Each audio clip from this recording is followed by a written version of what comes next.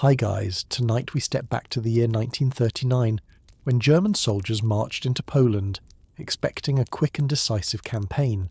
They thought it would be easy, that the war would be over in weeks, but reality soon showed its weight.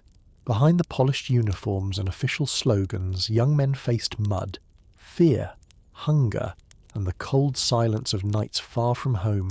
This is not the story of victories, but of what it really felt like to be there, day after day.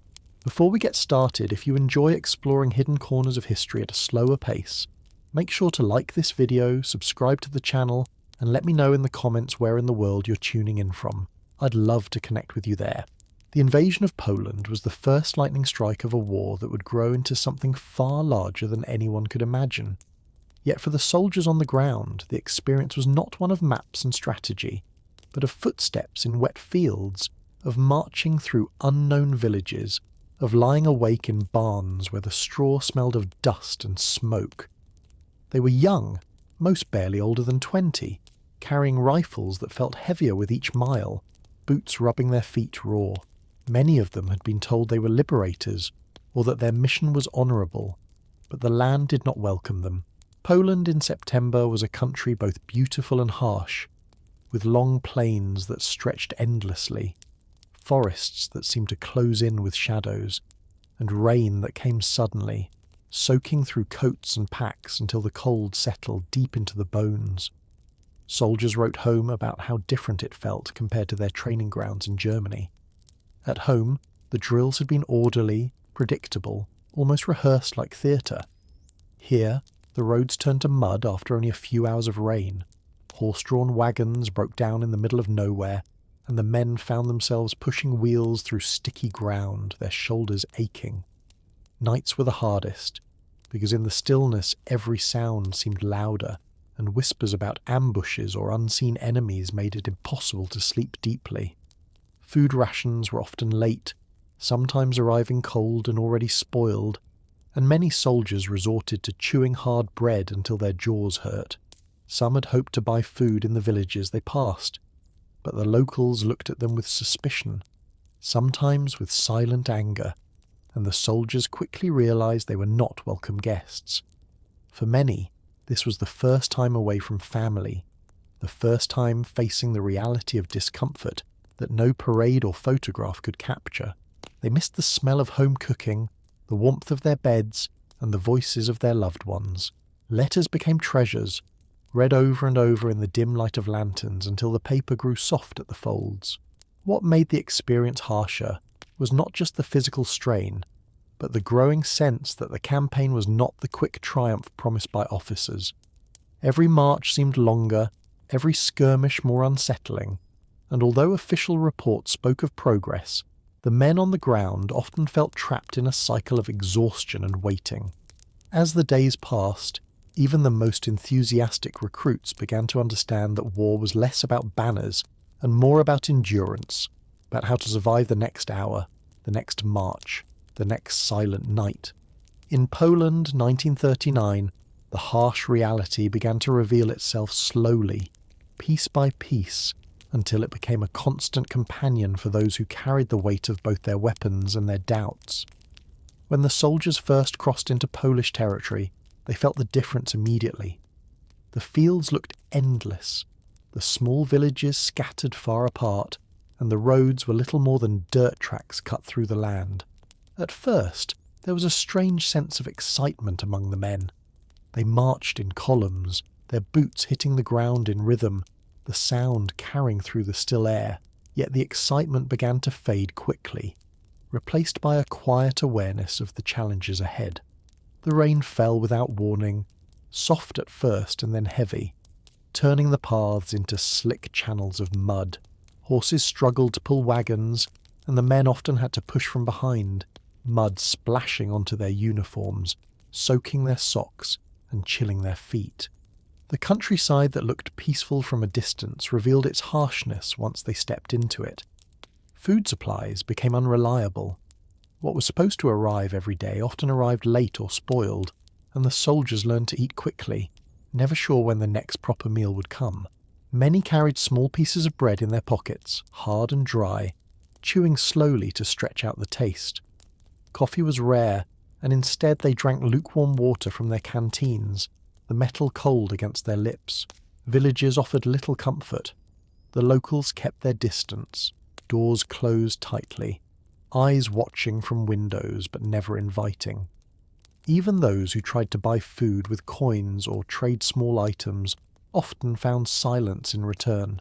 The soldiers began to understand that here they were not welcomed, and that each step deeper into the country carried more than just physical fatigue. The weather played its part as well. Nights grew colder, with fog settling low over the fields, and men huddled together in barns or under wagons, pulling their coats tight around them. The straw beneath them was damp, and the air smelled of smoke from distant fires. Sleep never came easily. A dog barking in the distance or the creak of wood in the night was enough to wake them, hearts racing, hands gripping their rifles. Some whispered about ambushes, about hidden fighters in the forests, and the fear of the unseen made rest almost impossible. Letters from home became the most valued possession. A folded page carried in a pocket was worth more than any medal, a reminder that beyond the mud and cold there was another life waiting.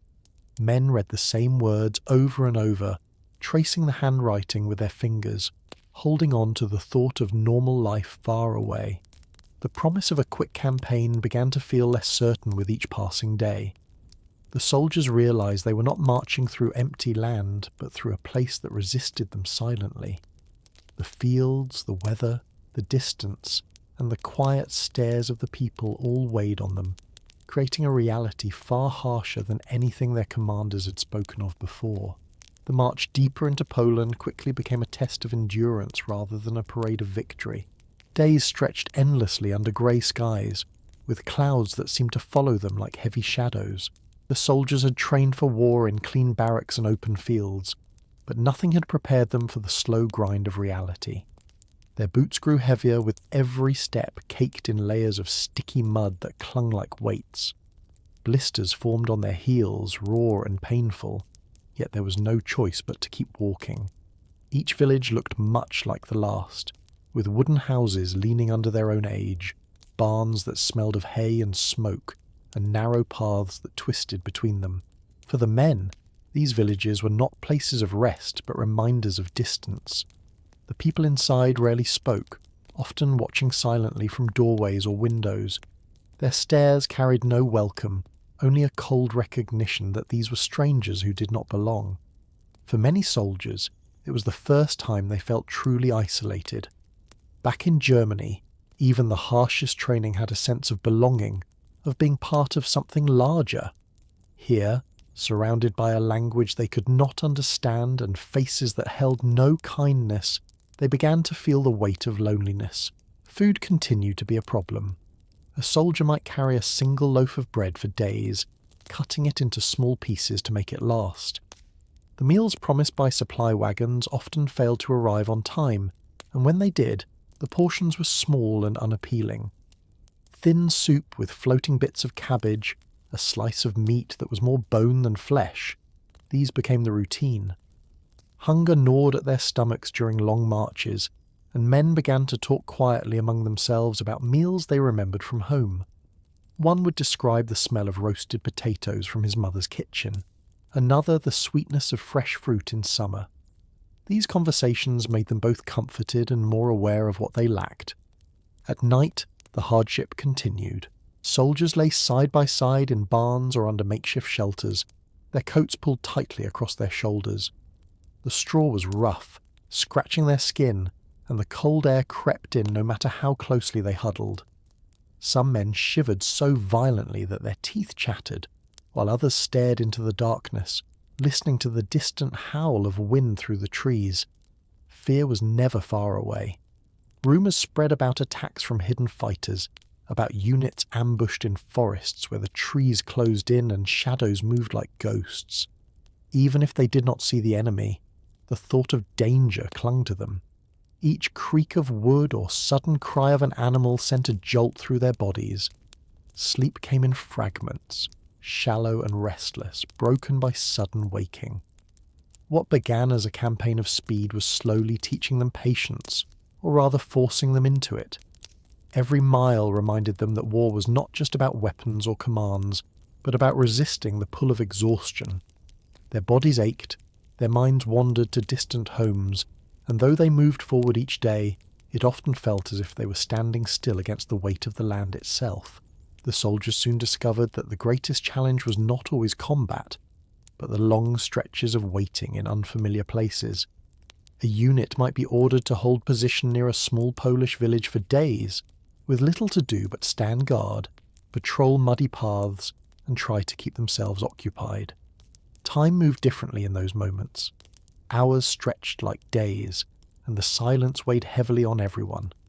The countryside itself seemed endless. Rolling fields faded into the horizon, dotted with clumps of trees that looked dark against the cloudy sky. The men often stood staring into the distance, their minds wandering to places far from the war. Some thought of their families, others of simple comforts like warm food or the sound of music drifting from a cafe back home. The contrast between memory and reality grew sharper with each passing day. Supplies remained unreliable. Soldiers learned quickly that they had to ration whatever they carried. A piece of bread might be divided into the smallest portions, and tins of food were saved for moments when hunger became unbearable. Coffee was almost never seen, replaced with bitter substitutes that did little to warm them. The water they drank often came from streams, and though it was boiled when possible, it always carried the earthy taste of soil and leaves. Clothing that had once looked neat and proper now showed the strain of constant use. Uniforms became stained with mud, sleeves torn from catching on branches, boots worn thin from endless marching. Washing was a luxury almost never afforded. Rivers provided a chance for a quick rinse, but the water was icy, and men often shivered violently afterward, teeth clattering as they pulled their damp clothes back on. Nights were the hardest test. Soldiers laid down wherever they could, sometimes in barns filled with the smell of animals, other times in fields where the ground was hard and cold. Fires were lit sparingly, for fear that the smoke would draw attention. Without warmth, the cold pressed in from every side. Men pulled their coats tight, curling into themselves, whispering quietly before falling into shallow sleep. Dreams were often uneasy, filled with images of home colliding with the reality around them. Fear lingered in the background. Though they were told the campaign was nearly over, the soldiers could not ignore the feeling of being surrounded by unseen eyes. Forests loomed dark and heavy, and even the rustle of leaves in the wind could make a man grip his rifle tighter. Some admitted quietly to one another that they felt hunted, even when no enemy was in sight. In the morning, when orders came to move again, there was a strange relief in the routine. Marching meant purpose. The sound of boots against the road, the weight of rifles in hand gave them something to focus on. But beneath the rhythm of steps was a growing realization. This war was not ending quickly, and the hardships they faced were not temporary discomforts, but the shape of daily life. The Polish landscape, with its endless stretches and unpredictable weather, had become a silent enemy of its own, testing the endurance of every soldier who crossed it. Marching through Poland in late September meant dealing with weather that seemed determined to wear the men down. The skies stayed grey for days at a time, and when rain came it soaked everything, seeping through coats, dripping into packs, and turning the ground into a slick carpet of mud. Horses pulling wagons slipped and strained, their sides covered in sweat and dirt, while soldiers pushed from behind with their shoulders until their muscles burned. Every step forward felt heavier than the last. For many, the war had already lost its sense of speed. What had been promised as a lightning campaign was dragging into a slow grind of movement and waiting. Officers tried to keep spirits high, speaking of quick victories and the importance of their mission, but the men on the ground felt only the damp weight of each day. Sleep offered little relief. At night, soldiers spread their coats on damp straw or hard floors, pulling blankets around their bodies to keep the cold out. The air smelled of smoke, wet hay, and sometimes of the faint sweetness of apples rotting in nearby orchards. It was never truly quiet. Dogs barked in the distance. Owls called from the forests, and the creaking of wagons or the shuffle of boots echoed even in darkness. Rest was shallow, broken by sudden waking, and the men rose each morning more tired than before. Food remained uncertain. Rations arrived irregularly, often late, sometimes spoiled. Soldiers grew used to gnawing on hard bread, dipping it into water to soften it. A few lucky ones managed to buy eggs or potatoes from villagers, though such exchanges were rare and tense. Many locals turned their faces away, unwilling to meet the eyes of those who passed through. It added to the sense of being unwelcome, of moving through a land that resisted them in silence. Uniforms, once symbols of pride, became reminders of hardship. The fabric grew stiff with mud, collars rubbed raw against the skin, and boots cracked from constant exposure to water. Men walked with limps, their feet blistered and sore, but the marches never stopped. Orders came, and the column moved, whether the men were ready or not. Letters from home became lifelines. A single page of handwriting could transform a soldier's mood, giving him strength to carry on. Some read their letters aloud by lantern light, sharing a piece of warmth with others. Yet for every man who received news from home, there were many who waited in silence, pockets empty, wondering why no word had come. The longer the silence stretched, the heavier the burden felt. More than the physical strain, it was the uncertainty that made life in Poland harsh. Nobody knew how long they would remain, when they might return, or what awaited them in the days ahead. Each sunrise brought the same cycle: march, wait, eat if possible, then sleep lightly until it all began again. In the stillness of those days, the soldiers began to understand that the reality of war was not glory or triumph, but the slow erosion of strength by mud, hunger, and time itself. For the young soldiers, the march through Poland became a routine that drained more than it gave. Each morning began with the same sound: the call of orders, the shuffle of boots rising from damp ground, and the clatter of equipment being lifted onto sore shoulders. There was no time to linger. Even when their bodies ached and their eyes burned from poor sleep, the line had to form, and the column had to move forward. The fields were wide and open, with wind that swept across the land, carrying a chill that crept under their coats. The sun, when it appeared, gave little warmth. Most days were covered in clouds, grey skies pressing low, and the air heavy with the smell of wet soil. Horses groaned as they pulled wagons through ruts deep with mud, their breath forming clouds in the cold air. Soldiers leaned into the wheels, their hands slipping, uniforms stained further each time. What little comfort they could find came in small moments. A fire lit discreetly at night, its glow hidden under branches, became a gathering place. Men sat around it, rubbing their hands close to the flames, sharing what little food they had. Sometimes one would pull out a harmonica or hum a song from home, and for a few minutes the war seemed distant, replaced by memories of kitchens, laughter, and familiar voices. Yet those moments were brief. The fire would be doused, the harmonica tucked away, and silence returned. Fear was always near. Whispers spread through the ranks about hidden fighters in the forests, about patrols that never returned. Even if such stories were uncertain, the thought of danger was enough to make every sound in the dark seem sharper. A branch snapping, a dog barking, or the cry of an owl could make men reach instinctively for their rifles. Sleep was shallow, filled with uneasy dreams. Hunger, too, became constant.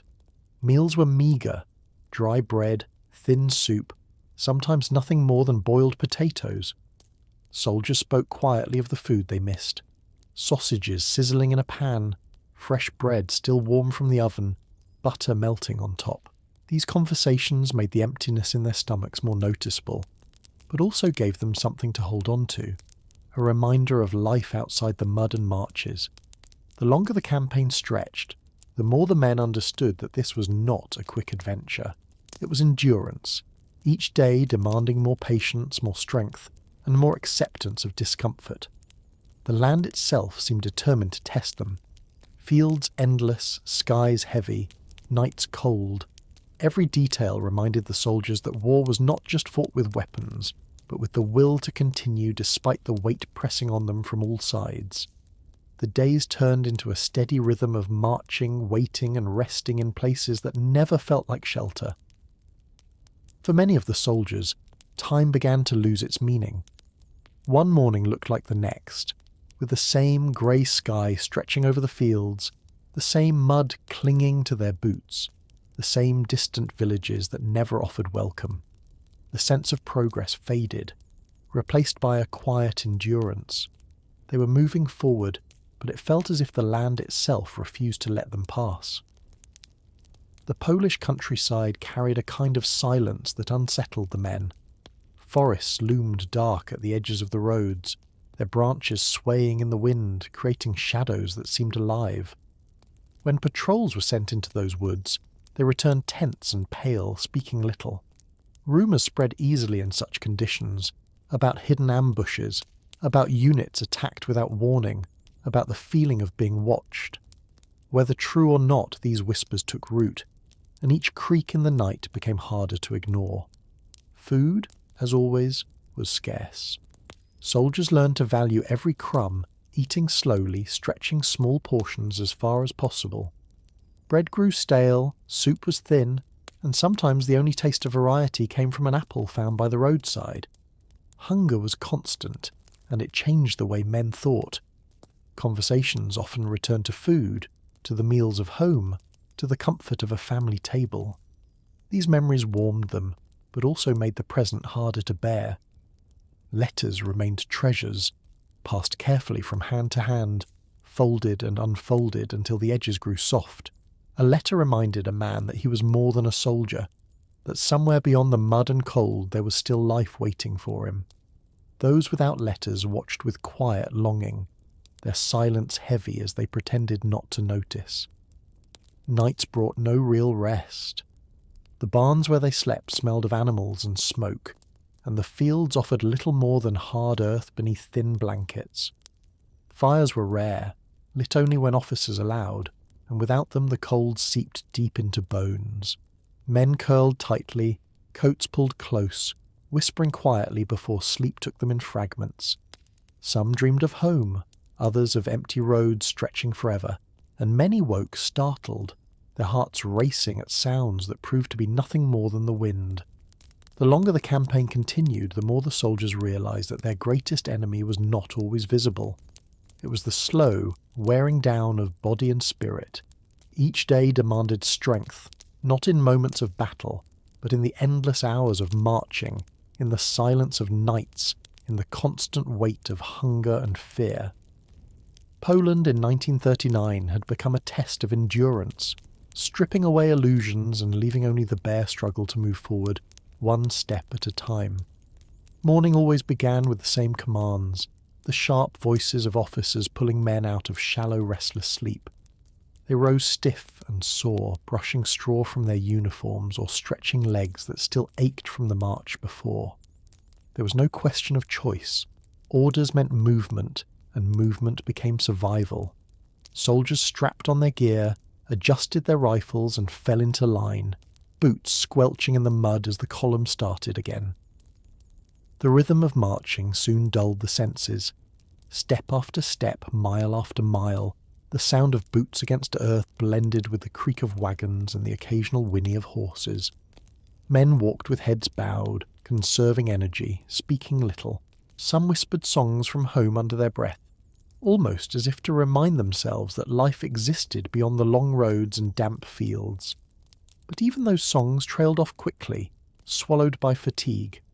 The weather showed no kindness. Rain fell in sudden bursts, soaking men before they could pull their coats tighter, and when the rain stopped, the cold air wrapped around them instead. Mud clung thick to every surface, dragging at boots, coating wheels, and splattering up legs until uniforms were more brown than grey. Dryness became a dream. Once wet, a man often stayed wet for days, his socks clinging cold around blistered feet. The Polish villages they passed through rarely broke the monotony. The people kept their distance, eyes following from behind closed shutters, faces showing neither fear nor welcome but a weary silence. Sometimes children peeked out, only to be pulled back by cautious parents. Soldiers felt the weight of that silence, a reminder that they were strangers in a land that did not want them. Food remained a daily concern. Wagons brought supplies irregularly, and hunger sharpened with every missed delivery. Men carried scraps in their pockets, bread so hard it could break a tooth, or pieces of dried meat chewed slowly to stretch the taste. When rations ran low, soldiers looked toward villages, but doors closed quickly, and the chance of trade was rare. Hunger hollowed cheeks, drained energy, and became as constant as the march itself. Evenings brought little relief. When ordered to stop, soldiers found shelter where they could. Barns with damp straw, abandoned sheds, or simply the open ground.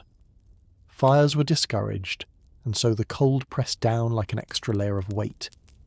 Men huddled together, pulling coats around their bodies, whispering to keep their minds from drifting into despair. Sleep came, but it was broken and shallow, filled with uneasy dreams and sudden waking at the smallest sound. Yet even in those harsh conditions, small bonds grew stronger. Men shared what little they had, passed around letters, told stories of home. For a moment they reminded each other that they were not alone. Still, as the days stretched on, it became clear that endurance, not speed, was the true measure of this campaign. The Polish land tested them without pause, and each man felt its weight pressing deeper with every step forward. The days blended into one another until soldiers no longer counted them as separate. Each sunrise looked the same: grey skies, mist rolling across the fields, and the sound of boots striking damp earth. The men had entered Poland believing the campaign would be swift, yet as time dragged on, the harshness of the land itself seemed to challenge that belief. Their commanders still spoke of quick victories, but among the ranks, whispers of doubt grew louder. Hunger, fatigue, and silence had become the true companions of the march. The countryside gave little comfort. Villages appeared along the road like islands of wood and thatch, but they offered no welcome. Doors remained shut, windows shuttered, and when faces appeared they carried no warmth. The soldiers felt the sting of being outsiders, watched carefully but never greeted. It was not open hostility, but it was enough to deepen their sense of isolation. Even buying food when possible felt tense, a transaction made with downcast eyes and hurried hands. Most nights soldiers settled into barns, sheds, or open fields. The straw beneath them was often damp, sticking to their uniforms, and the smell of animals lingered in the air. Fires were discouraged, so the cold seeped in, making every joint stiff and every breath visible in the dark. Some men curled into themselves, teeth chattering, while others whispered quietly, sharing fragments of home, names, places, small stories that gave a sense of life beyond the mud. Sleep was fragile. A sudden sound, a creaking board, a barking dog, a gust of wind through trees, was enough to wake men in panic. Hands reached for rifles in the dark, hearts raced, and though no attack came, the fear never left. Rumours of hidden fighters haunted them. Patrols sometimes returned late or not at all, and silence about their fate only deepened the unease. Food remained a constant struggle. Rations came irregularly, and what arrived was often disappointing: thin soup, stale bread, or a small portion of dried meat. Hunger gnawed at the men until conversations drifted again and again to meals from home. One described his mother's stew, another the bread from a local bakery, and for a brief moment those memories warmed them. Yet when the talking stopped, the emptiness returned, sharper than before. Uniforms grew worn, boots cracked, and faces became hollow with fatigue. The pride that once came from wearing the uniform of a soldier faded beneath layers of mud and exhaustion. Each man understood that what they faced was not glory, but survival, one day at a time, one step after another. In those endless marches and restless nights, the men began to see the truth. The campaign was not simply a matter of battle. It was a battle against the land, the weather, the silence, and the slow wearing down of spirit. Poland in 1939 had become more than a battlefield. It was a test of endurance that weighed on every soldier who passed through its fields and forests. Each morning began before the sun had risen, with officers calling out and men rising stiffly from whatever surface they had used for rest. Some pushed themselves up from damp straw, others from the hard ground where only a coat separated them from the cold earth. They moved slowly at first, stretching sore muscles, adjusting belts, and brushing mud from their uniforms, though the mud never truly left. Soon the column formed again, boots striking the road, rifles resting against tired shoulders. The sound of marching became like a second heartbeat, steady and unavoidable. The countryside was beautiful in its own way, with rolling fields and distant forests, but to the soldiers it felt unwelcoming. Every tree seemed to hide a shadow, every empty road carried a sense of unease. The villages they passed through remained quiet. Wooden houses leaned under age, smoke rose from chimneys, but doors stayed shut. A few figures might appear in the distance, only to vanish quickly. The silence was not loud, yet it pressed on the men heavier than words ever could.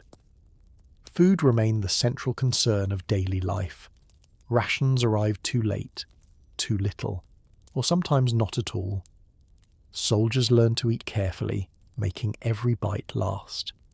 Bread grew so hard it had to be soaked before chewing, and the thin soups offered little energy. When apples or potatoes could be traded, they felt like treasures, but most nights ended with hunger gnawing at their stomachs. Some men dreamed aloud of meals from home, describing roasted meat, fresh loaves, or hot coffee. The talk comforted them, but it also sharpened the emptiness. Nights were no easier than days. Fires were rarely allowed, so cold air cut through their coats. Men huddled together for warmth, curling tightly, trying to hold on to whatever comfort they could find. Sleep was broken and restless. A sound in the dark, a dog's bark, a snapping branch, or even the wind against wooden beams would wake them suddenly, their hands gripping rifles before they realized there was no danger. Yet the fear remained, refusing to fade with the silence.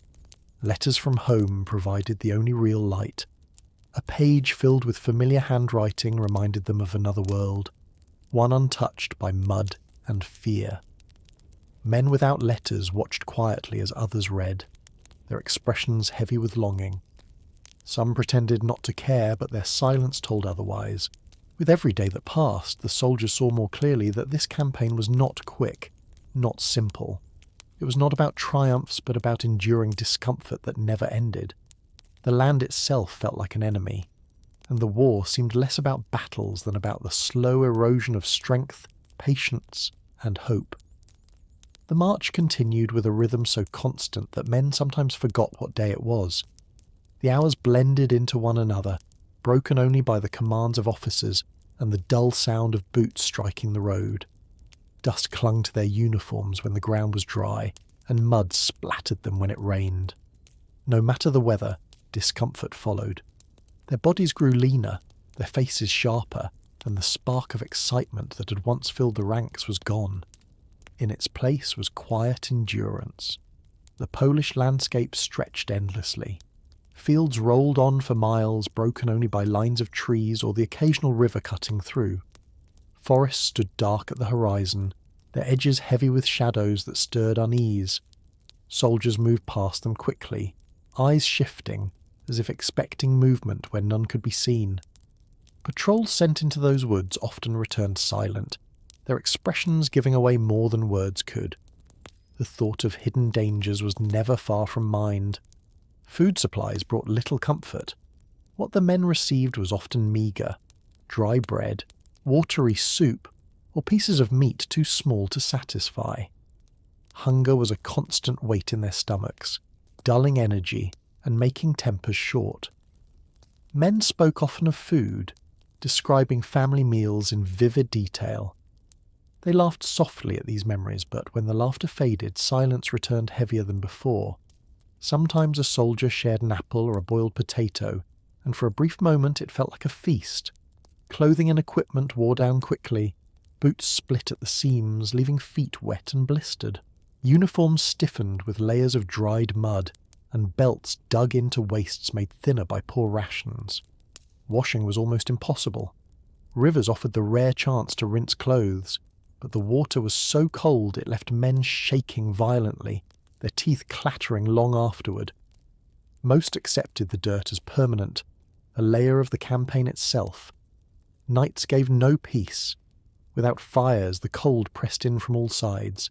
Men huddled in groups, pulling coats tighter, trying to steal warmth from one another. Sleep came in fragments, broken by sudden waking. A creak in the dark or the rustle of leaves could send a wave of fear through them. Rifles were kept close, hands never far from the triggers, though most nights passed without incident. Yet the fear itself drained them as much as the marches did. Letters from home became treasures.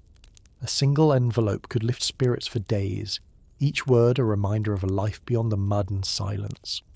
Soldiers read them by lantern light, folding the paper carefully afterward as if it were the most fragile object in the world.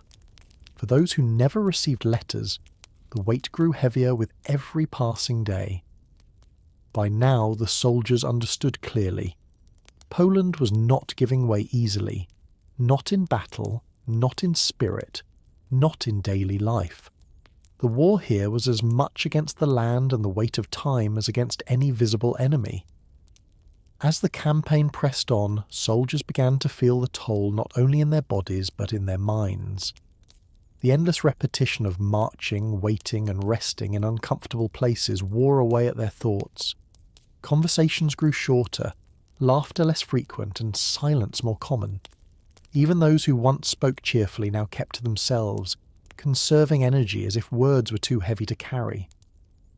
The strain showed in their eyes, hollow and tired, reflecting the fatigue of days that felt unending. The landscape offered little change. Long stretches of fields blurred into one another, with forests on the horizon that seemed always out of reach. Roads turned to mud after rain, sucking at boots, slowing wagons until soldiers had to push them forward with aching shoulders. Horses struggled, their flanks slick with sweat, nostrils flaring in the cold air. Every mile was hard won, and progress felt painfully slow. Food remained scarce, and hunger gnawed constantly. Soldiers clutched their small rations tightly, eating slowly to make them last. The bread was often hard enough to crack, the soup thin and unfulfilling. Sometimes men tried to boil whatever they could find, wild roots, bits of grain left behind in fields, but these efforts rarely brought comfort. Hunger shaped their days, narrowing their focus until thoughts of meals from home became almost unbearable. Nights gave little rest. Barns provided roofs but not warmth, and open fields left men exposed to the damp air. Without fires, the cold seemed to seep into their very bones. Men slept curled tightly, coats drawn close, bodies pressed together for warmth. Dreams were uneasy, filled with fragments of home and shadows of fear. They woke often, startled by noises that turned out to be nothing more than wind or the shifting of wood. Yet the fear never left, and each morning came with eyes heavy from broken rest. Letters from home remained the strongest tether to normal life. A single page carried in a pocket was read until the paper softened, the handwriting memorized line by line. For those without letters, silence grew louder, pressing into the quiet spaces of their minds. They watched others reading and smiled faintly, though inside they longed for words of their own. Slowly, the soldiers realized that the campaign was shaping them in ways they had not expected. It was not only about fighting or advancing, it was about endurance, about finding the strength to rise each morning despite hunger, cold, and exhaustion. In Poland, the war felt less like a series of battles and more like a test that pressed against every part of a man, his body, his spirit, and his will, to continue when each day felt heavier than the last. The days in Poland dragged on, and for the soldiers, the march became a cycle without clear end. Each sunrise looked the same, with grey skies pressing low and damp air clinging to their clothes. The line of men stretched forward, boots moving in rhythm, rifles bouncing lightly against weary shoulders. The sound of marching was steady, but inside the ranks silence grew heavier. Words were few, and when spoken, they carried a tone of exhaustion rather than energy.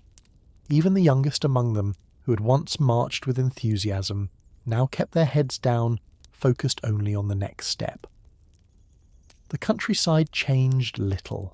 Wide fields of stubble, patches of forest, and small villages offered no distraction. Villagers rarely came out, and when they did, their eyes were guarded. Soldiers felt that silent resistance more than any open hostility. It reminded them daily that they were strangers in a place that did not welcome them. This quiet distance weighed more heavily with each passing mile. Food supplies remained uneven.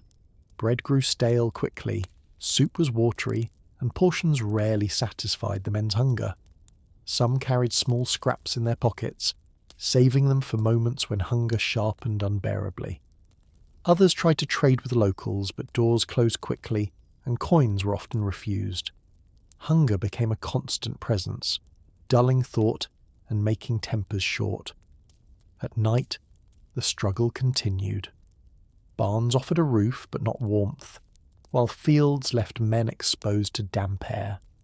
Fires were rarely permitted, so coats and blankets had to serve as their only protection. Men huddled close together, their breath forming mist in the darkness. Sleep came in fragments, interrupted by sounds that stirred unease. A barking dog, the creak of wood, or the rustle of branches was enough to jolt them awake, hands tightening around rifles. Fear of the unseen was as exhausting as the marches themselves. Letters remained the one true comfort. Men unfolded them carefully, tracing familiar handwriting, holding on to words from home as if they carried real warmth. Those without letters often watched quietly, forcing smiles, but their silence revealed their longing. In these small pieces of paper lay the strongest reminder that life outside the mud and fear still existed. The campaign revealed itself not as a quick strike, but as a slow erosion of strength. Each day took something, food, energy, or hope, and gave little in return. Poland tested them relentlessly, not always with battles, but with the weight of distance, hunger, and silence.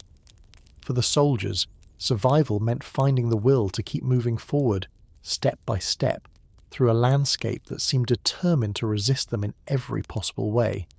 As the weeks wore on, the soldiers began to lose track of time. Days blurred together, marked only by the steady routine of marching and the weight of their gear pressing against tired shoulders. Morning came with the same commands, the same shuffling of boots, and the same grey skies overhead. The men no longer looked ahead with expectation. They simply lowered their heads and moved forward, conserving their energy for the long road. The land around them seemed endless, a mix of fields, forests, and scattered villages that offered no comfort. Each village carried the same pattern: closed shutters, silent faces, and a feeling that the air itself rejected their presence. Soldiers felt this quiet hostility keenly, as though every step deeper into Poland pulled them further from warmth and familiarity. Supplies did little to ease the strain. Rations arrived late or spoiled, and the food given was rarely enough. The bread was hard, the soup thin, and the small portions left hunger gnawing constantly at their stomachs. Men dreamed of meals from home, speaking in hushed tones about flavours they could almost taste but would not see again any time soon. These conversations provided brief relief, but when they ended, the silence returned heavier than before. Uniforms and equipment continued to wear down. Boots split at the seams, letting water soak feet already covered in blisters. Mud clung to fabric until the original colour was lost beneath layers of brown and grey. Soldiers no longer cared about appearance. Survival mattered more than the state of their clothing. Washing was rare, and many accepted that dirt had become part of their lives. Nights tested them further. Without fires, the cold seeped deep into their bones, leaving men shivering through restless sleep. Some huddled close together for warmth, while others lay awake, eyes fixed on the shadows around them. Any sound in the darkness, a dog's bark, the cracking of branches, the shifting of wood, was enough to make men grip their rifles tightly. Fear of unseen enemies haunted them, robbing them of rest as much as the cold did. Letters from home remained the one lifeline. Words from family reminded them that another world still existed beyond the mud and silence. Men read them carefully, folding the paper as though it were the most fragile treasure. Those who had no letters carried the weight of absence, their silence heavier than hunger. What the soldiers came to understand was that war was not only about battles or victories. It was about the daily erosion of strength, the slow wearing down of both body and spirit. In Poland, 1939, every field, every road, every night of broken sleep pressed against them, shaping the reality of war into something far harsher than they had ever imagined. By the middle of the campaign, the soldiers no longer expected comfort of any kind. What had begun with the promise of quick success now stretched into a slow, grinding ordeal. Their bodies had grown lean, their faces hollow, and their eyes carried a tiredness that no sleep could erase. Every man understood that each day would be the same, marching through mud, enduring hunger, and facing nights that offered little rest. The Polish countryside seemed determined to resist them in every detail. Roads turned into endless tracks of mud that clung to boots and slowed wagons until men were forced to push them forward with aching shoulders. Horses strained against the weight, their sides foaming with sweat, their hooves sinking deep into the muck. Fields stretched on without end, broken only by dark forests that loomed at the horizon. To the soldiers, these forests carried an uneasy silence, as though they hid more than just trees. Whispers of ambushes spread easily, and even if no attack came, the fear itself kept men on edge. Food remained scarce. Soldiers carried scraps of bread in their pockets, gnawed slowly to stretch them as far as possible. Soups, when they arrived, were thin and tasteless, doing little to satisfy. Some tried to trade with villagers, but doors stayed closed and silence met their coins. Hunger became constant, shaping their thoughts and conversations. Around fires, when fires were allowed, men spoke of food from home, describing in detail the meals they longed for. These talks brought brief comfort but left a sharper ache afterward. At night, rest was nearly impossible. Barns offered shelter from rain but not from the cold, and fields gave no protection at all. Without fires, the air pressed in, leaving men curled tightly under their coats, shivering together in silence. Dreams were uneasy, filled with fragments of home mixed with shadows of fear. Sleep broke often, shattered by sudden noises that proved harmless but still left hearts racing. Letters from home were treasures beyond measure. A single page of handwriting reminded men that another life still existed beyond the mud and silence. Those who received them read the words until they were memorized, folding the paper carefully as if it could shield them from the harshness around them. Those without letters carried a heavier burden, their silence filled with longing. By now the soldiers understood fully. Poland was not simply a campaign to be won quickly. It was a trial of endurance, a test that wore away at body and spirit alike. Every mile forward cost strength, every night without rest drained hope. For these men, the harsh reality of war revealed itself not through victory or defeat, but through the slow, steady erosion of their will to continue. The further the soldiers moved, the more they realized that time itself had become an enemy. Days blurred into one another, their routines so repetitive that men struggled to remember which morning followed which night. The calendar in their minds faded, replaced by a simple measure of distance and fatigue. Wake, march, eat what little was available, rest briefly, and then begin again. This rhythm drained not just their bodies but their sense of self, reducing them to movements and habits. The weather added to the weight of each day. Rain arrived often, sometimes as light drizzle, other times as sudden downpours that soaked uniforms within minutes. Once wet, the fabric clung to their skin, heavy and cold, and rarely dried before the next march began. Mud grew so thick on boots that each step required effort, and soldiers joked bitterly that they carried half of Poland on their feet. Yet even in these complaints, laughter rarely reached their eyes. Food shortages shaped their daily thoughts. Bread was shared in small portions, soup watered down until it was barely more than warm liquid. When apples or potatoes appeared, they felt like gifts, gone quickly but remembered for days. Hunger sat in every stomach, dulling concentration and sharpening tempers. Arguments broke out over scraps, only to fade quickly as exhaustion smothered the anger.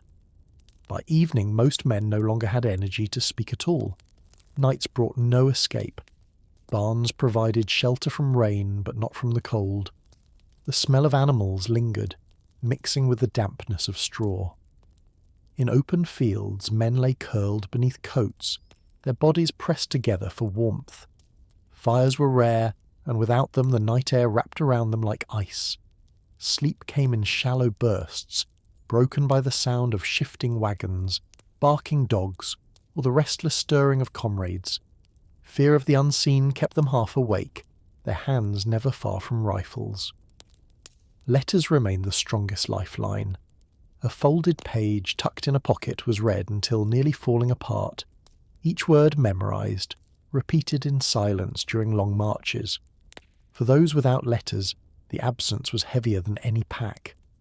They watched others reading and forced smiles, but their eyes betrayed the ache inside. The campaign revealed itself not as a series of battles, but as an unending trial of patience and endurance. Every mile forward demanded strength. Every day without food or rest carved deeper into spirit. Poland itself seemed determined to resist them, not only with soldiers or resistance fighters, but with its endless mud, cold nights, and silent villages. The men pressed on, but the land pressed back, and in that balance they felt the true harshness of their reality. With each passing week, the soldiers felt the campaign stretching further than anyone had promised. At first, many had believed in swift victory, imagining themselves home before the leaves fell from the trees. Now the leaves were beginning to turn, drifting down across muddy roads, and still they marched on, uncertain of when it would end. The land itself seemed endless, fields fading into forests, forests giving way to more open plains. Nothing ever felt final. The road always continued, and so did their exhaustion. Hunger had become constant, rations rarely satisfied, and the bread when it arrived was so dry it broke into hard crumbs. Soup was little more than water, offering warmth but no strength. Some soldiers tried to stretch their food by saving tiny portions, eating slowly, but the gnawing never left. Others searched for wild fruit or roots in the countryside, though these small finds hardly eased the emptiness. Conversations returned again and again to food, as if memory itself could feed them. Nights brought their own burdens. In barns, soldiers lay close together on straw that was damp and cold, the air heavy with the smell of animals and smoke. In fields, the ground pressed hard against their backs, and the sky above offered no comfort. Without fires, the cold sank into their bones, leaving them trembling even in sleep. When a branch snapped or a dog barked in the distance, men woke in panic, hands gripping rifles, hearts racing. Most nights ended with little true rest, only broken fragments of sleep. The silence of the countryside grew heavier. Villagers rarely spoke, their eyes following from windows but their doors locked tight. Soldiers felt unwelcome, and though few words were exchanged, the message was clear enough. They were outsiders, watched but never embraced. This quiet resistance was almost worse than open hostility. It reminded them each day that they did not belong. Letters from home gave life to the weary. Men unfolded them carefully, holding the paper as though it could warm their hands.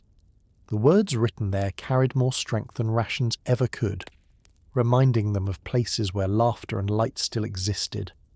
Yet not every soldier received such comfort. For some, the silence from home was sharper than hunger, and they carried that emptiness quietly. The longer the campaign went on, the more the men realized that the harshest enemy was not always visible. It was time itself stretching endlessly, wearing them down piece by piece. Poland in 1939 was not simply a battlefield. It was a place that tested every step, every breath, every ounce of spirit. And for the soldiers who marched across it, survival meant finding strength not in glory, but in the simple act of enduring another day. By now the soldiers had settled into a rhythm of survival, one that demanded patience more than courage.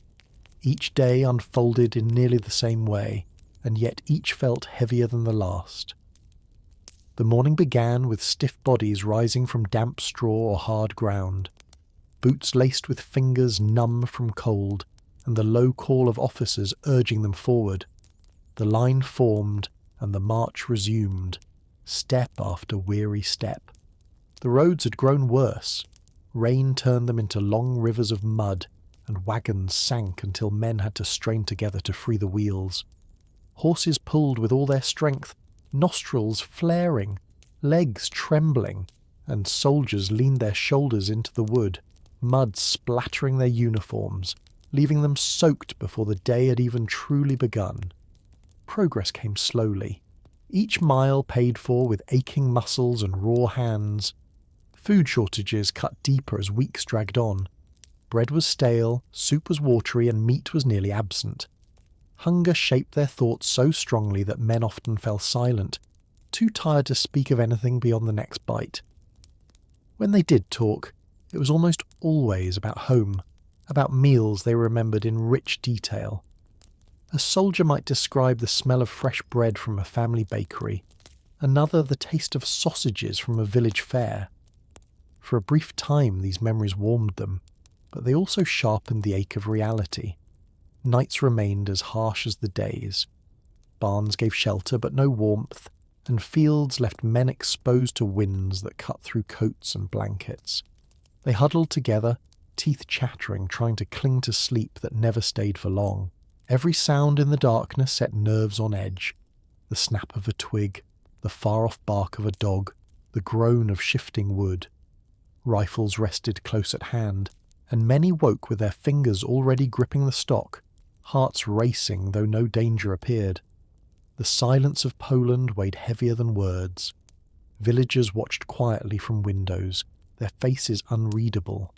Soldiers felt the rejection deeply, knowing they were tolerated only because they could not be ignored. Attempts at trade were rare and tense, and the few coins exchanged for potatoes or bread left behind a feeling that no welcome had been earned. Letters from home remained the only true relief. When one arrived, men gathered close, listening as words were read aloud or kept private in silence. The paper grew soft from repeated folding, the ink memorized like a prayer. For those who received none, the absence burned quietly, heavier than hunger itself. Each day reinforced the truth that the campaign was not the swift march they had been promised. It was a slow grind, stripping away strength and spirit piece by piece. Poland offered no kindness, only endless mud, cold nights, and silent stares. And for the men who marched on, the hardest battle was not against an enemy in sight, but against the steady erosion of their will to endure. The campaign had now settled into a kind of weary monotony, where every sunrise brought the same challenges and every sunset ended in the same exhaustion. Soldiers rose from the ground with stiff joints, brushing off mud and straw before pulling on damp coats. The weight of their rifles felt heavier with each passing day, not because the metal had changed, but because their strength was slowly being worn away. The marches no longer carried energy. They were slow, steady drags of boots through endless roads. The land offered little variation. Fields stretched endlessly, sometimes dotted with trees whose branches bent under autumn winds. Forests appeared as dark walls on the horizon, their shadows unsettling the men even when no danger was near. The villages passed along the way remained distant. Doors stayed closed, Windows shuttered, and faces vanished quickly when soldiers approached. The silence of the people was sharper than any words, leaving the men feeling like ghosts moving through a land that wanted them gone. Food shortages were no longer an exception but the rule. Bread arrived so stale that it had to be softened in water, and soup had been reduced to thin broth that barely warmed. The soldiers ate slowly, savouring each bite as if stretching the moment could lessen the hunger. When a potato or an apple was found, it was passed around like treasure, each man taking only a small share. Hunger had become so constant that it dulled the senses, shaping every conversation and every thought. Nights gave them little comfort. In barns, the straw was damp and the smell of animals thick in the air. In fields, they lay under blankets that failed to block the cold winds. Fires were rare, and without them men shivered violently, curling into themselves for warmth. Sleep when it came was shallow and restless, broken by sudden waking at the slightest sound. A dog barking or a board creaking was enough to bring hands to rifles, hearts pounding until silence returned. Letters from home carried more weight than anything else. A single envelope was read and reread until the words were memorized. For those who received none, the emptiness felt sharper with each day, as though silence itself was proof of being forgotten. These small pieces of paper were the only reminders that life still existed beyond the mud and hunger. The longer the campaign continued, the clearer the truth became. Poland was not simply a battlefield, but a slow trial that pressed against every soldier's endurance. Each day stole something: strength, warmth, hope, and replaced it with more fatigue. The men marched forward because they had no choice, but each step reminded them that the harsh reality of war was not found in battles alone. It lived in the silence of villages, the weight of hunger, the chill of endless nights, and the steady erosion of spirit that no uniform could hide. By this stage of the campaign, the soldiers had grown used to discomfort, though it never truly felt normal. Rising each morning meant shaking off the stiffness of cold muscles, brushing damp straw from uniforms, and lifting packs that seemed to grow heavier with each passing day. The routine was unchanging, but no easier for its familiarity. Men moved forward with lowered heads, conserving their strength, knowing only that the road stretched endlessly ahead. The Polish countryside surrounded them with silence. Wide fields lay under skies that rarely cleared, and forests loomed darkly, whispering with the wind. Every sound carried farther in the stillness: the clop of hooves, the creak of wagons, the dull strike of boots against mud. Villages appeared, then disappeared behind them, offering no warmth. Faces watched from windows, but doors stayed shut, and no words of welcome came. This quiet rejection pressed more heavily than open resistance. Food shortages defined their days. Rations arrived late or not at all, and what little there was brought no comfort. Bread cracked into crumbs, soup was more water than food, and meat almost never appeared. Soldiers grew thin, their cheeks hollowing, their movements slower. Hunger sharpened their awareness but dulled their energy, shaping every thought. Evenings were filled with talk of meals remembered from home, the details painted so vividly that men could almost taste them. Yet when the stories ended, the ache in their stomachs returned sharper than before. Nights dragged heavily. Barns offered roofs but not warmth, and fields left men exposed to damp winds that cut through coats. Without fires, the cold crept deep into bones. Men huddled together, their breaths forming clouds in the dark, sleep broken into fragments. A sudden noise, a snapping branch, a barking dog, the shifting of wood, was enough to wake them in panic, hands clutching rifles. Fear lived alongside exhaustion, draining what little rest they found. Letters from home provided rare moments of light. When one arrived, men held onto it as if it carried warmth itself, reading the words again and again, tracing familiar handwriting in dim lantern light. For those who received nothing, the silence grew harder to bear than hunger.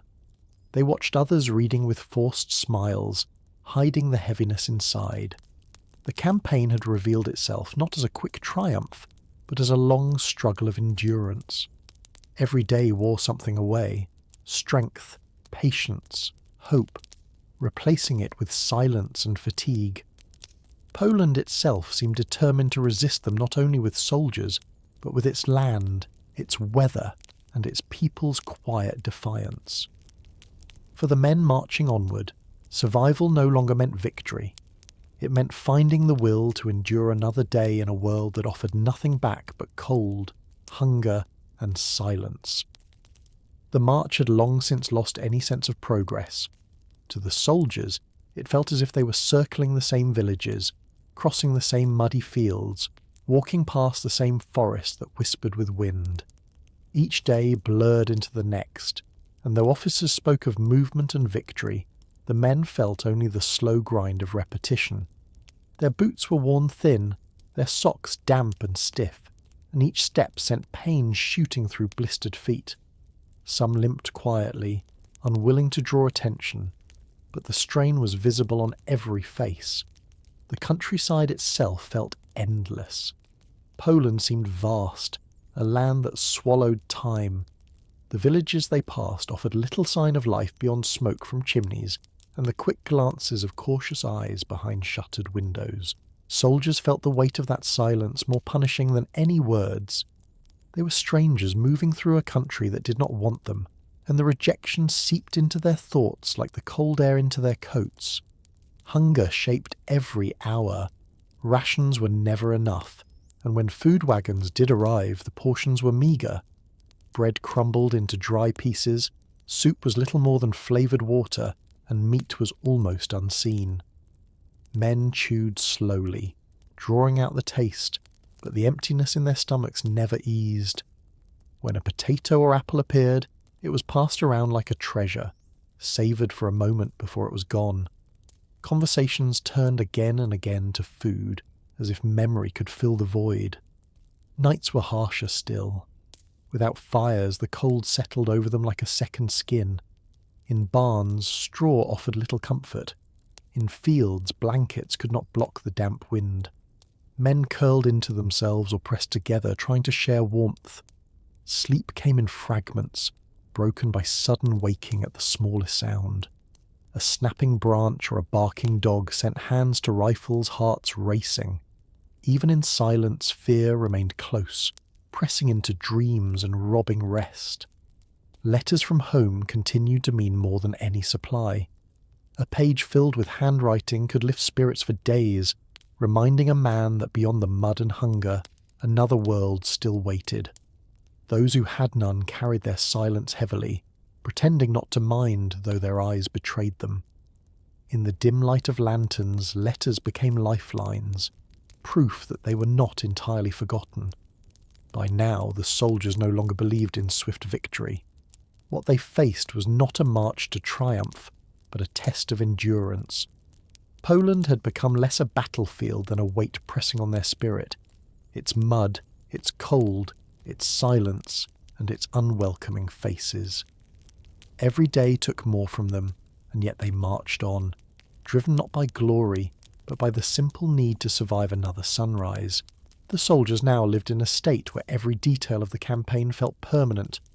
Mud no longer surprised them, hunger no longer shocked them, and the silence of the countryside became almost expected. What had once been discomfort was now routine, though it still wore them down day after day. They rose each morning with the same stiffness, the same tired faces, the same quiet acceptance that nothing would change except the distance on the road. Marches grew heavier with the season. The air was colder and winds swept across the plains with a chill that bit through coats. Clouds hung low, bringing drizzle that soaked through uniforms until men felt the damp deep in their bones. Boots squelched in mud, socks stayed wet, and the smell of damp leather followed the column everywhere. Horses struggled, wagons creaked, and soldiers leaned their shoulders into wheels until their muscles ached. The land itself seemed to resist each mile forward. Food remained scarce and unsatisfying. A crust of bread, a spoonful of watery soup, a sliver of meat. These became the measure of a meal. Hunger no longer came in waves. It was constant, sitting in the pit of their stomachs, dull but unrelenting. Men grew thinner, their cheeks hollow, their belts tightened. Even small scraps were guarded carefully, chewed slowly to stretch the moment. Memories of home meals lingered, but now they were spoken of less, as if the words themselves had grown too painful. Nights were colder than ever. Fires were rarely permitted, and so the men huddled in barns or fields, breath misting in the darkness, bodies curled close for warmth. Sleep was shallow, broken by sudden waking, nerves always alert to the smallest sound. The creak of wood, the bark of a dog, the rustle of wind in branches, each one stirred unease, leaving men gripping their rifles before drifting back into restless half-sleep. The silence of the villages they passed through pressed on them most of all. Doors stayed closed, faces turned away, and attempts to trade were met with cold refusal. Soldiers understood clearly that they were not welcome, and this quiet rejection weighed heavier than the mud or the hunger. Letters from home remained their only real lifeline. When one arrived, it was read over and over, the words memorized, folded carefully, carried like a talisman. For those who received nothing, the silence felt unbearable, a reminder of distance that no march could shorten. By this stage, the men had stopped thinking of swift endings. The campaign stretched on like the land itself, long, heavy, and without mercy. Poland had become not just a place on a map, but a trial that tested their patience, their strength, and their spirit with every passing day. By now the soldiers had grown accustomed to the rhythm of hardship, though it never became easier. Their mornings began in silence, boots pulled onto blistered feet, rifles lifted onto sore shoulders, and eyes half closed from broken rest. The orders came, and the column moved again, step by step across the endless Polish countryside. The march had become less about distance and more about endurance, a slow struggle against exhaustion that weighed heavier each day. The land offered no kindness. Fields stretched wide and empty, winds swept across them with biting cold, and forests stood dark at the edges of sight, stirring unease. When the men passed through villages, the same scene repeated. Shuttered windows, closed doors, and faces that vanished before a word could be spoken. It was not open defiance, but it carried a weight that pressed into their thoughts more deeply than hostility ever could. They were strangers moving through a land that wanted them gone. Food shortages shaped their daily lives. Rations were thin, often reduced to dry bread and watery broth. Meat was rare, and fresh food almost non-existent. Men chewed slowly, stretching each bite, though the ache in their stomachs never left. Some carried scraps in their pockets for later, while others searched roadsides for anything edible. Hunger hollowed their cheeks, slowed their movements, and turned conversations back again and again to memories of home. These memories comforted and tormented at once, reminders of what had been left behind. Nights gave no relief. Barns provided shelter from rain, but the air inside was cold and smelled of animals. In open fields, the damp earth pressed against their backs, and the wind cut through coats until men shivered uncontrollably. Fires were rarely allowed, so the darkness surrounded them, heavy and still. Sleep was shallow, interrupted by sudden waking at every sound. A snapping branch, a barking dog, or the creak of a wagon was enough to send hearts racing, hands gripping rifles tightly until silence returned. The lack of rest left them even weaker by morning. Letters remained their only connection to life beyond the mud and silence. A folded page carried in a pocket was worth more than food, its words memorized line by line, repeated in quiet moments until they felt almost like prayers. Men without letters bore the weight of absence, their silence speaking more than words could. By now, the soldiers understood fully that this was not the short campaign they had been promised.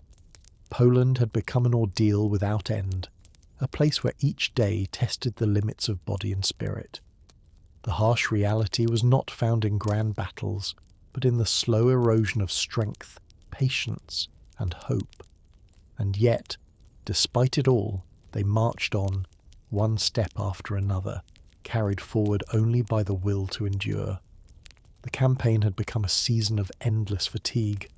Each morning, soldiers rose from their makeshift beds with stiff joints and aching muscles, brushing off damp straw or mud before pulling on coats that never truly dried. Their boots, cracked and worn thin, were laced over blistered feet, and then the column began to move once again. The march no longer felt like progress, but like repetition, a cycle of steps that stretched across fields and through forests with no clear destination. The land itself seemed to resist them. Rain fell often, soaking uniforms and packs, and when it stopped, the damp chill remained in the air. Mud clung to everything, dragging at boots, splattering up legs, and caking the wheels of wagons until men had to push them forward with sore shoulders. Horses strained, their sides heaving, and the groan of wood and metal filled the air as the army struggled forward inch by inch. Food was scarce and unsatisfying. Rations arrived irregularly, often reduced to little more than bread so dry it needed to be softened in water. Soups were thin, meat nearly absent, and portions too small to sustain weary bodies. Hunger hollowed cheeks, slowed steps, and shortened tempers. Around small gatherings at night, conversations turned to memories of food from home, described so vividly that men could almost taste them. Yet the ache of hunger always returned stronger once the stories ended. Nights were harsh and unkind.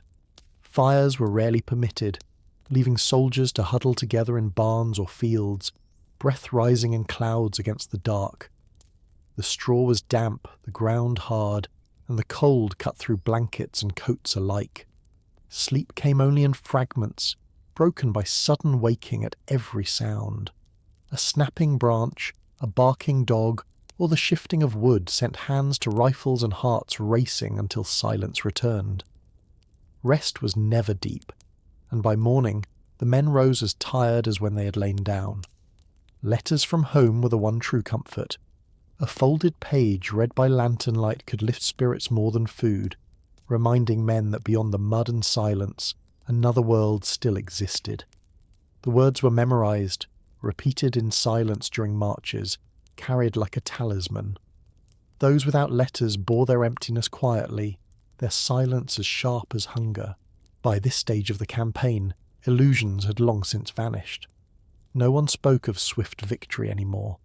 Instead, each day became a trial of endurance, a test of how much hardship a man could carry without breaking. Poland was not merely a battlefield, but a place that pressed down on every soldier with its mud, its silence, and its endless cold. Survival was no longer about triumph. It was about lasting through another day and another night, step after step, until the land itself chose to release them. By now the soldiers felt as though they were carrying not only their rifles and packs, but the weight of weeks of exhaustion. Each morning began the same, stiff bodies rising slowly, boots pulled onto blistered feet, and the sound of commands echoing through the damp air. The march resumed, boots striking mud-soaked roads, wagons creaking, horses straining under their loads. Progress came, but always slowly, and it never felt like it brought them closer to an end. The countryside gave them no comfort. The fields were wide and empty, the forests dark and endless, and the villages silent. Shuttered windows and locked doors met them everywhere, and though faces sometimes appeared at a distance, they vanished quickly. The soldiers understood that they were watched but never welcomed. The absence of words felt heavier than open hostility, pressing on them each time they passed another cluster of houses. Hunger had become their constant companion. Rations were thin, sometimes delayed, and always insufficient. Bread was hard and crumbled into dust, soup was watery, and meat was so rare that its appearance felt almost unreal. Men guarded scraps carefully, eating slowly, stretching each bite as long as possible. When fortune allowed, an apple or potato was shared, and for a brief moment it felt like a feast. Yet soon the ache returned, dull but unrelenting. Nights were no kinder than the days. Barns offered roofs but no warmth. Fields offered nothing at all but damp ground and cold winds. Fires were rarely permitted, and without them men huddled together, pulling coats tighter, their breath rising in mist. Sleep came in broken pieces, shattered by sudden noises, a branch snapping, a dog barking, the restless shifting of men in the dark. Hearts raced, rifles were clutched, and though the danger rarely proved real, the fear drained what little rest they found. Letters from home remained their greatest treasure. A folded page read by lantern light carried warmth into the cold, reminding men of families, of kitchens, of voices that still belonged to another world. Some read theirs aloud, sharing comfort, while others guarded them silently, folded carefully in pockets.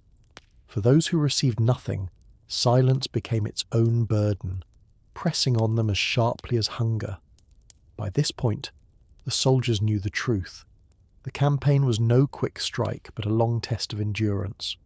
Poland resisted them not only in its soldiers, but in its land, its weather and its silence. Each mile forward cost them more, each night without rest hollowed them further.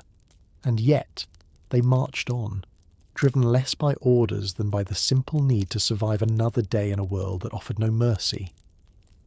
The campaign had turned into a season of endurance, where every day felt like a repetition of the one before.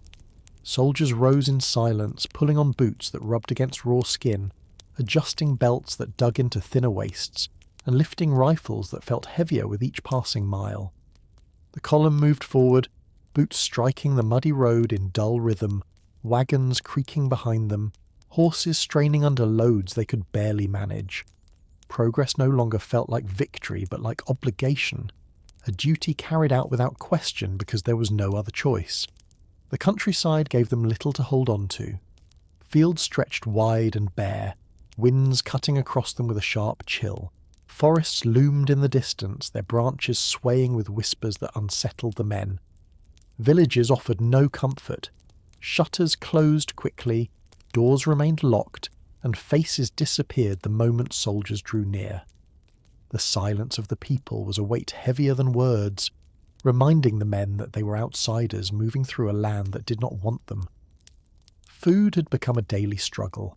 Rations were thin and irregular, leaving hunger as constant as the marches themselves.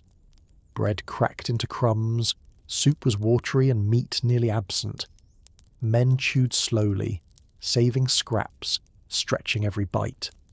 When a potato or apple could be found, it was divided carefully, each man taking only a piece. Yet even with such sharing, the ache in their stomachs never left.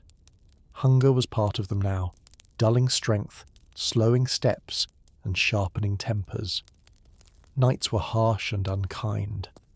Barns smelled of damp straw and animals, while fields left them exposed to cold winds that cut through coats. Without fires, the air pressed in like ice. Men huddled close together, their breath clouding in the darkness, sleep coming only in fragments. Any sound, a snapping branch, a barking dog, or the shifting of wood, sent fear through them, rifles clutched tightly as the hearts raced. Rest never lasted long, leaving them weaker with each new morning. Letters from home gave the only true comfort.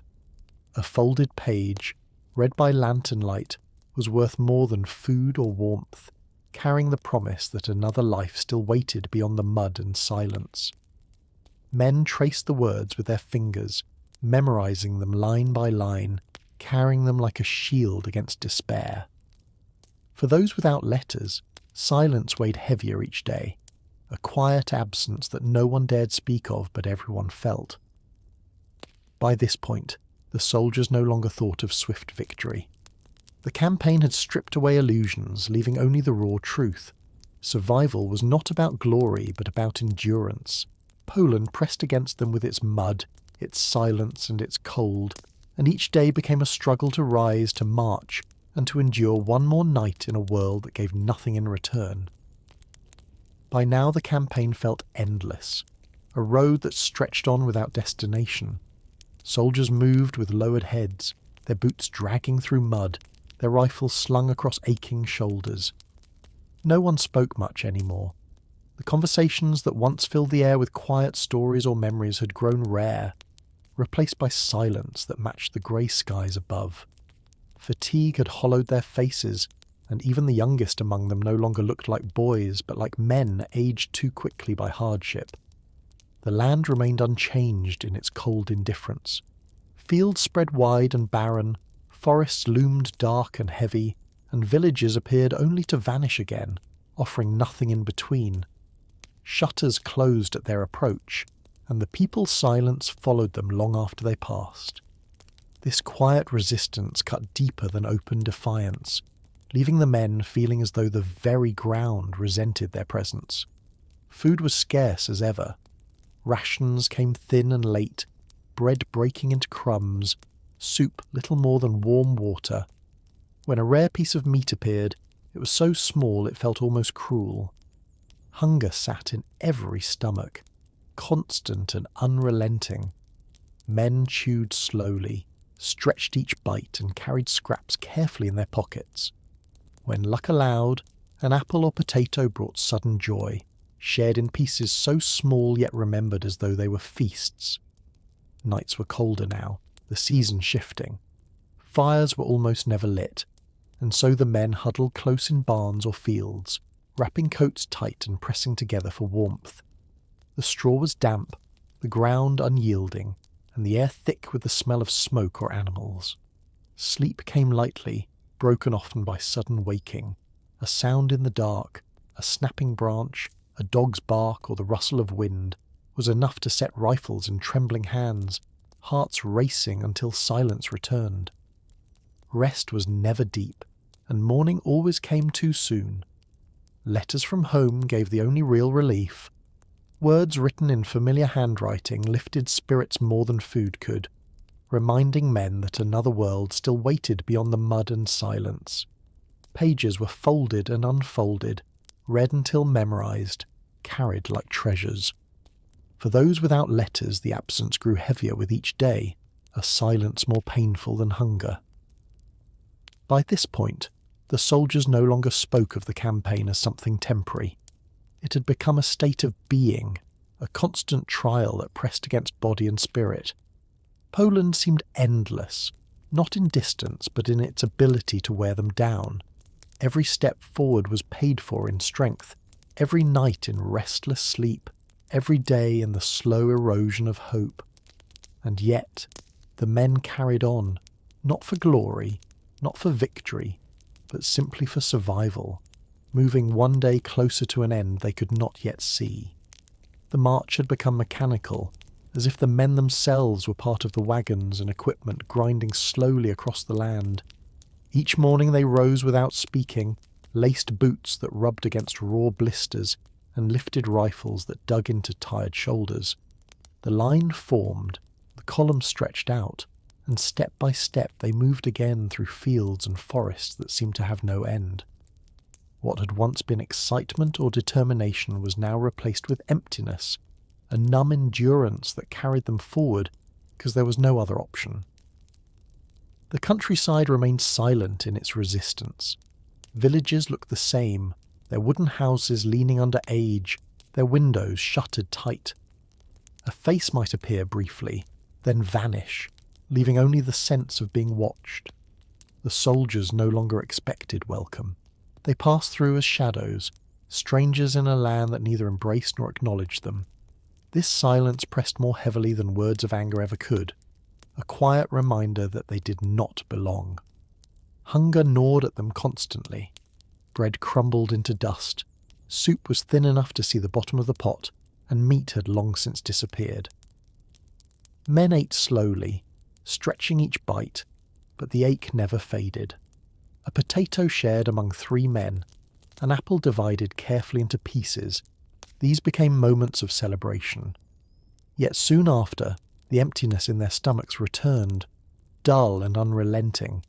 Their bodies grew leaner, movements slower, and even simple tasks felt heavy. Nights were colder still. Fires remained forbidden, so men curled together in barns or lay beneath blankets in open fields, their breath clouding the darkness. The straw was damp, the ground hard, and the cold air cut through every layer of cloth. Sleep came in short fragments, broken by sudden waking at the smallest sound. A barking dog, a snapping branch, or the shifting of a wagon was enough to send hearts racing and rifles clutched tightly in trembling hands. Morning arrived too quickly, leaving them no more rested than the night before. Letters from home carried the only warmth. A folded page, worn soft from handling, became more valuable than rations. Men read them by dim lantern light, memorizing every word, tracing handwriting with their fingers. Those who had no letters bore the silence heavily, though few spoke of it. The absence was visible in their eyes, as sharp as hunger and as heavy as the cold. By this point the soldiers knew the truth of their situation. This campaign was not measured in victories but in endurance. Poland gave nothing freely. Its land, its weather, and its people all pressed against them. Each day stripped away more strength, each night more rest, leaving only the will to take another step. Survival itself had become the measure of their lives, and they carried on not for glory but simply to see another morning. The longer the campaign stretched, the more the soldiers felt themselves becoming shadows of who they once were. Faces grew thin, eyes hollow, and movements slow, as if each man carried not only his pack and rifle, but the entire weight of the road behind him. Every morning began with the same ritual: rising stiffly, brushing off damp straw, lacing cracked boots over blistered feet, and lifting weapons that seemed heavier with each passing mile. The column formed, and step by step the march resumed. What had once been purposeful now felt endless. The countryside around them was unchanged. Fields stretched under grey skies, forests loomed dark on the horizon, and villages passed silently, offering no comfort. Doors stayed locked, windows shuttered, and faces disappeared before words could be spoken. The soldiers had grown used to this quiet rejection, though it never lost its sting. It reminded them daily that they were moving through a land that did not want them, tolerated only because it had no choice. Hunger was as constant as the march itself. Rations came late, sometimes spoiled, always insufficient. Bread cracked into crumbs, soup was thin, and meat almost never appeared. Men stretched each bite, chewed slowly, and guarded scraps as if they were gold. When an apple or potato could be found, it was shared carefully, divided among many, and remembered long after it was gone. Yet the emptiness in their stomachs never eased. Their bodies grew leaner, their strength faded, and hunger became as much a part of them as their uniforms. Nights gave no relief. Barns smelled of animals and damp straw, fields pressed cold against their backs, and winds cut through coats as if the fabric was nothing. Fires were rare, and without them the men huddled close, their breath misting in the darkness, their sleep broken into restless fragments. A sudden sound, a bark, a snap, a creak, was enough to send them reaching for rifles, hearts racing until silence returned. By morning, they rose no more rested than when they had lain down. Letters from home remained their only true comfort. Men unfolded them again and again, reading by lantern light, memorizing every word until the paper grew soft at the folds. Those who had none bore the silence quietly, though their eyes revealed the weight of absence. Letters were more than words. They were proof that another life still existed beyond the mud and fear. By this stage, the soldiers no longer imagined quick victory or swift return. The campaign had revealed itself for what it was: a slow trial of endurance, a relentless wearing down of body and spirit.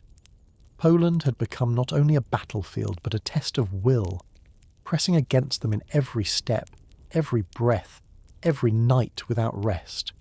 And still, they moved forward, carried only by the stubborn need to survive.